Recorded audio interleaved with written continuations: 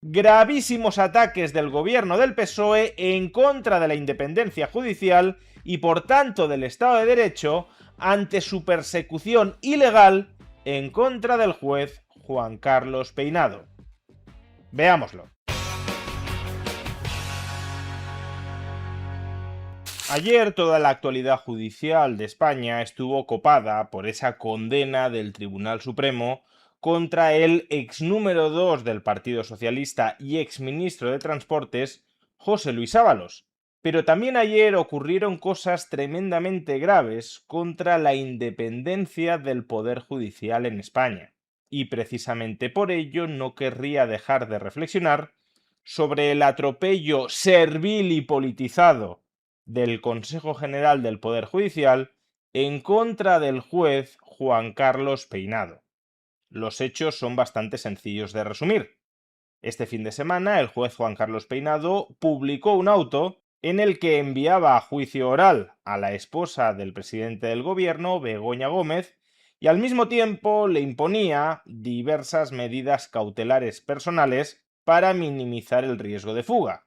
Sobre todo, la más llamativa fue la de retirarle el pasaporte. Todo esto generó una profunda y quizá en parte impostada indignación dentro del Partido Socialista y entre sus terminales mediáticas.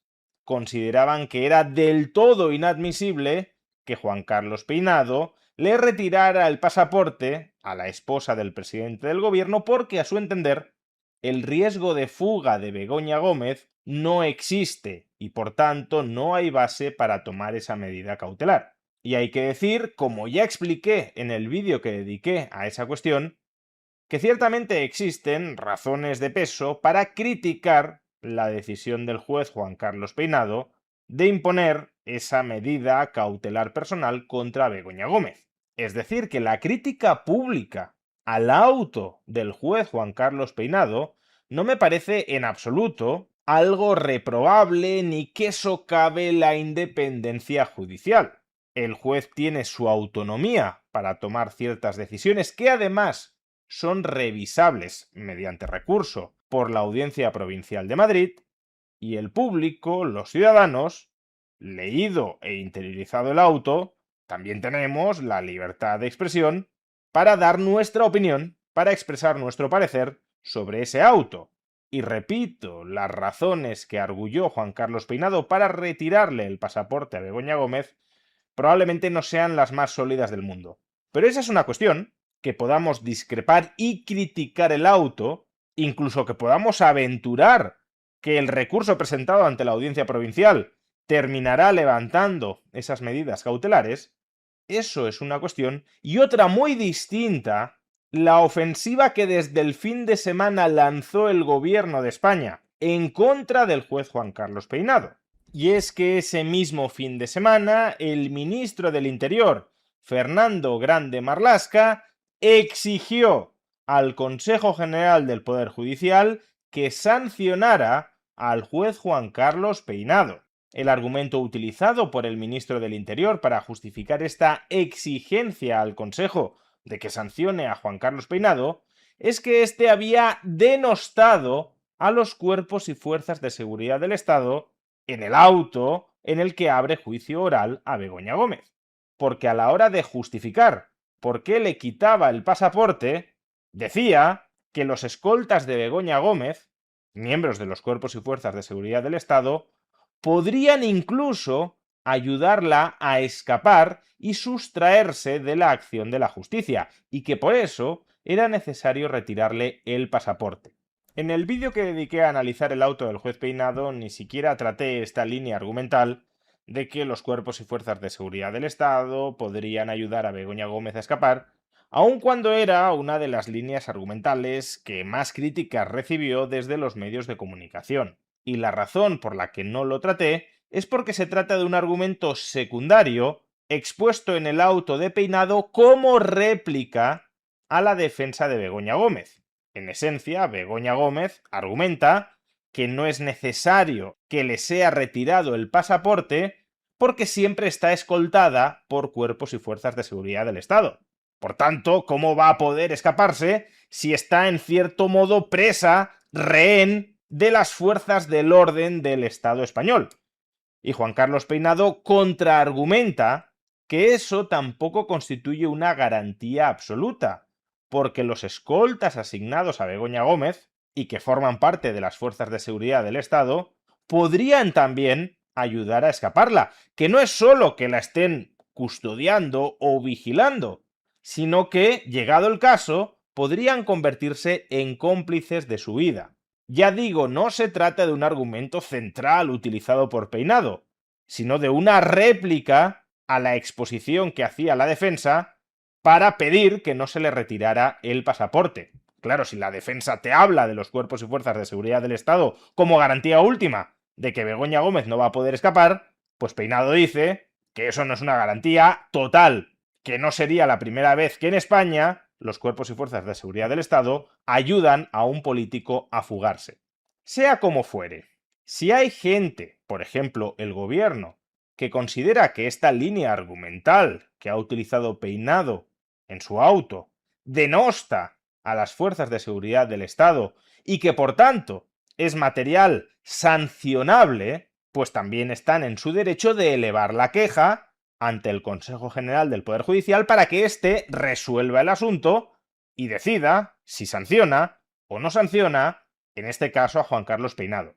Yo no estoy diciendo que Juan Carlos Peinado deba ser intocable, que no se le pueda sancionar en ningún caso, porque en caso de que se le imponga alguna sanción, se estará atacando la independencia judicial. No, ese no es mi argumento. De hecho, hasta aquí, incluso cuando el gobierno eleva sus quejas al Consejo General del Poder Judicial, creo que no se ha traspasado necesariamente ninguna línea roja. Las líneas rojas comienzan a traspasarse, primero, cuando el Consejo General del Poder Judicial atiende la petición, en realidad la orden del gobierno, de manera exprés. El mismo domingo, es decir, pocas horas después de que lo exija el gobierno, el mismo domingo se reúnen de manera extraordinaria para decidir si inician el procedimiento sancionador o no lo inician contra Juan Carlos Peinado. El domingo no llegan a ningún acuerdo y trasladan el debate al lunes, al día de ayer. Y ayer, de nuevo reunidos de manera extraordinaria, terminan decidiendo que sí inician el procedimiento sancionador. Pero cuidado, lo deciden por el voto de calidad de la presidenta. En esencia, había un empate técnico entre los vocales conservadores del Consejo General del Poder Judicial, que no querían sancionar a Peinado, y los vocales progresistas, que sí querían sancionarlo. Y como la presidenta es progresista y tiene voto de calidad, es decir, si hay empate, desempata, pues la presidenta resolvió desempatar en favor de iniciar el procedimiento sancionador contra Peinado. Y aquí encontramos ya una segunda anormalidad muy grave.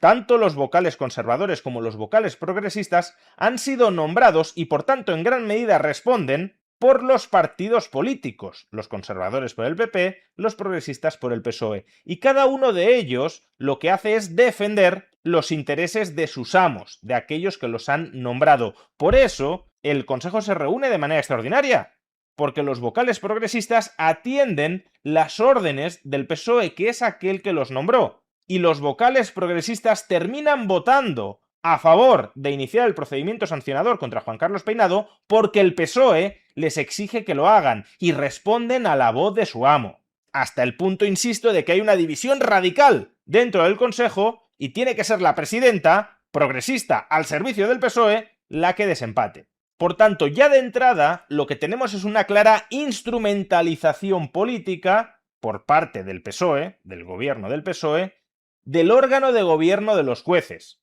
Les ordena que sancionen a este señor y de manera exprés inician el procedimiento sancionador. Cualquier ciudadano o agrupación de ciudadanos que elevara una queja al Consejo General del Poder Judicial nunca habría sido atendido de manera tan veloz, incluso aunque estuviésemos ante supuestos de sanción mucho más graves que los que se plantean contra Juan Carlos Peinado. Por tanto, aquí tenemos la primera violación de la separación de poderes y el primer ataque a la independencia judicial.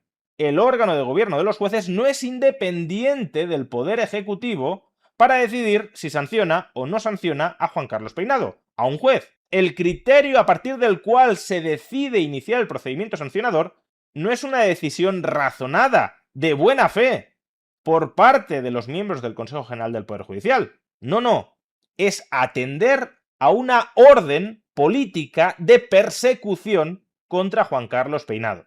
Y de nuevo podremos estar de acuerdo en cómo Juan Carlos Peinado ha instruido el caso de Begoña Gómez, o podremos no estarlo. Eso es irrelevante, porque aquí no estamos debatiendo si Juan Carlos Peinado es un buen o un mal instructor.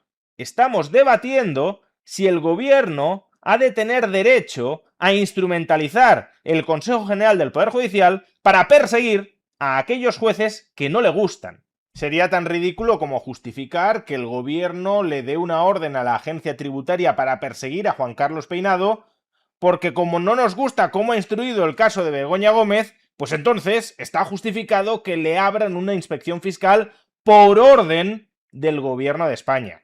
Creo que todos consideraríamos que esto es un atropello. Pues bien, en mayor medida lo es lo que está haciendo el gobierno con el Consejo General del Poder Judicial en contra de Juan Carlos Peinado.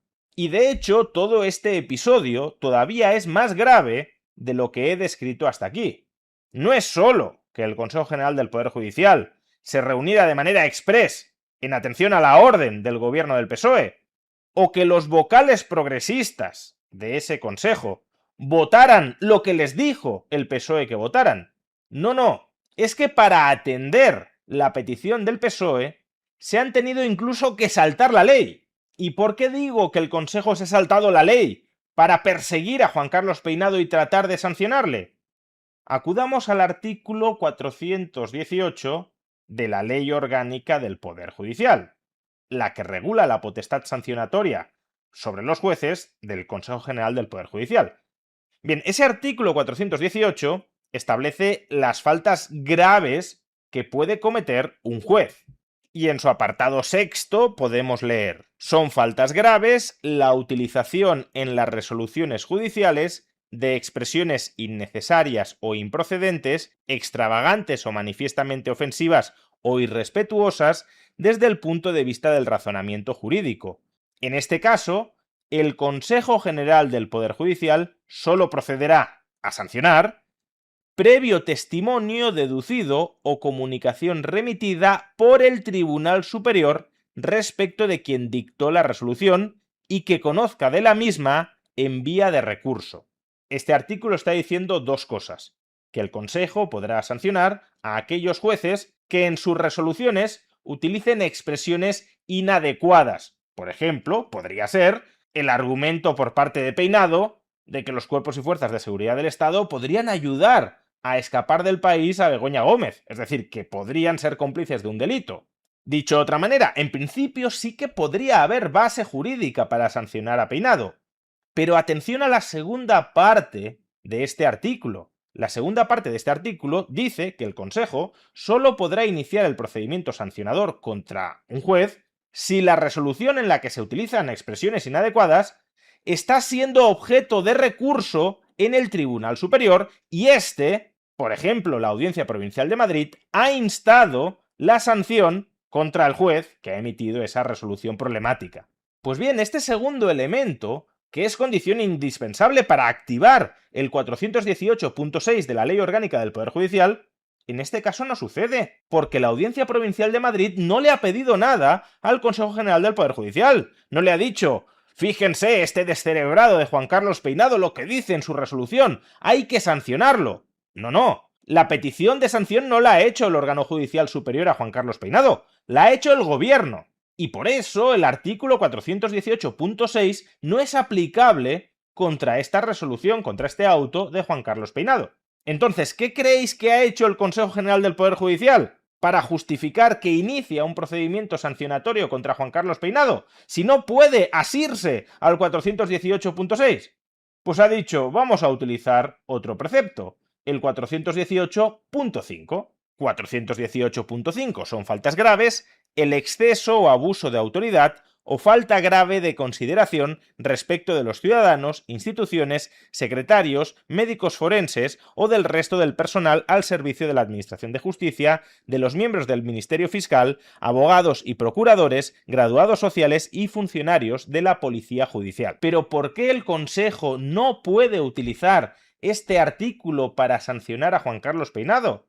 Pues porque este artículo hace referencia a abusos de autoridad en el comportamiento del juez o magistrado. Es decir, que si trata de manera desdeñosa a la policía judicial, entonces el Consejo lo puede sancionar. O si fuerza a sus subordinados a hacer algo que estos no quieren hacer. Es un precepto que sanciona los malos tratos, las malas conductas, las malas relaciones públicas del juez con su entorno.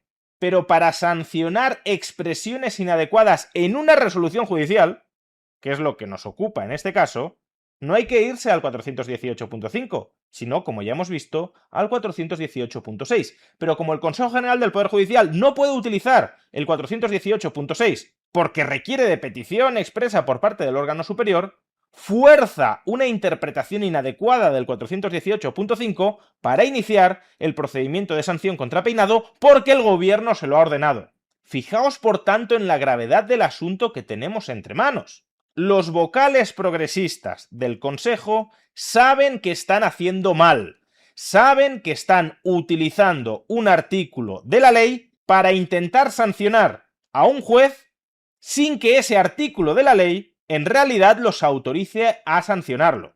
Y aún así están dispuestos a tragar con esta interpretación torcida e inadecuada de la ley para sancionar a un juez porque siguen órdenes del gobierno. ¿Dónde queda aquí la independencia judicial si los jueces a partir de ahora saben que el órgano de gobierno de los jueces está totalmente subordinado a los designios arbitrarios del Poder Ejecutivo de España y por tanto pueden ser objetos de sanción arbitraria siempre que le toquen la moral al gobierno de turno? Estamos, en definitiva, ante unos hechos gravísimos que ponen de manifiesto la desesperación como animal acorralado en la que se halla ahora mismo el gobierno del PSOE. Y los animales acorralados son desde luego los más peligrosos, porque están dispuestos a morir matando. Y este gobierno está dispuesto a morir políticamente matando el Estado de Derecho.